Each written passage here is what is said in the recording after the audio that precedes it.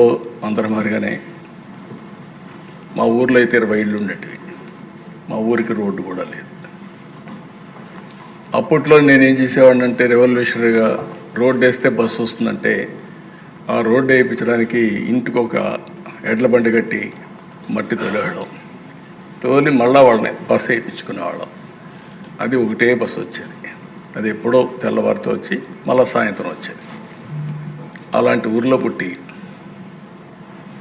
సరే విద్యార్థి దశ నుంచి ఫైట్ చేసి అక్కడి నుంచి ఎదిగి అంచెలంచెలుగా ఈరోజు కొన్ని నిర్ణయాలు తీసుకొని ఒక పక్క నిన్నే బిల్ గేట్స్తో మాట్లాడితే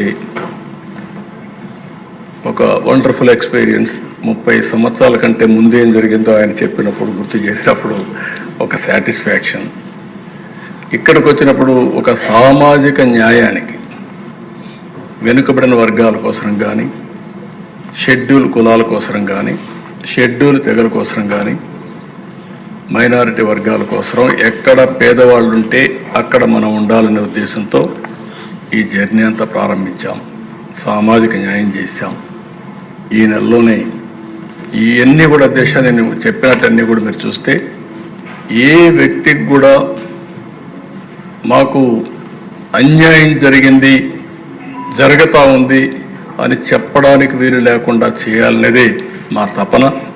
నా తపనకు సహకరించినటువంటి పవన్ కళ్యాణ్ గారికి, బీజేపీకి కూడా మనస్ఫూర్తిగా ధన్యవాదాలు తెలియజేస్తున్నాను. ఒకప్పుడు P3 పెట్టాం. P3 అనేది ప్రభుత్వం ప్రైవేట్ భాగస్వామ్యం, సంపద సృష్టించడం. ఈ సంపద వల్ల ఉపాధి, ఆదాయాన్ని పెంచి ప్రజలకు మెరుగైన వసతులు ఇవ్వడం. ఈరోజు అధ్యక్ష ఈ నెలలోనే ఇంకొక కార్యక్రమం ఇక్కడ వచ్చింది కూడా చెప్తున్నాం. P4 తీసుకొస్తున్నాం. తెలుగు నూతన సంవత్సరం ఉగాది రోజున ప్రభుత్వం P4, ప్రభుత్వం ప్రైవేట్ ప్రజలు భాగస్వామ్యం. సమాజంలో మనకు 1,70,00,000 కుటుంబాలు ఉన్నాయి. నేను ఒక పిలిపిచ్చాను. హై నెట్వర్త్ ఇండివిజువల్స్, బాగా డబ్బులుండే టాప్ 10% ఫ్యామిలీస్, బాటమ్ 20% ఫ్యామిలీస్ని అడాప్ట్ చేసుకోమని, మెంటర్ చేయమని. వాళ్లకు సమాజం ఈ శక్తి ఇచ్చింది. ఈరోజు వాళ్ళు కూడా ఎక్కడి నుంచో రాలేదు. ఇప్పుడు నేను ఈ స్థాయికి వచ్చానంటే అంచెలంచెలుగా ఎవరిచ్చారు అధ్యక్ష నాకు ఈ అవకాశం? ఈ రాష్ట్రంలో ఉండే ప్రజలు ఇచ్చారు, సమాజం ఇచ్చింది. ఆ సమాజం ఇచ్చిన అవకాశాన్ని మళ్ళీ సమాజం కోసం హెచ్చించడం నా బాధ్యతగా ఆలోచించి అనునిత్యం నేను పనిచేస్తున్నాను అధ్యక్ష. అందుకే ఈ సందర్భంగా ఒక పిలిపిచ్చాను నేను.